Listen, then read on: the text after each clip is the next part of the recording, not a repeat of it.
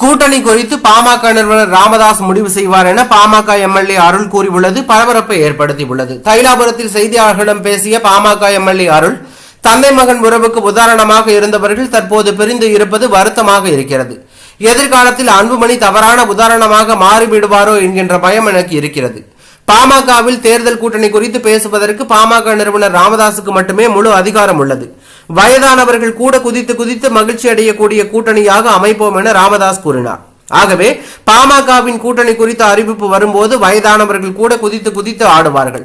பதவிக்காக பெற்ற அப்பாவையே அன்புமணி விட்டு போகிறார்.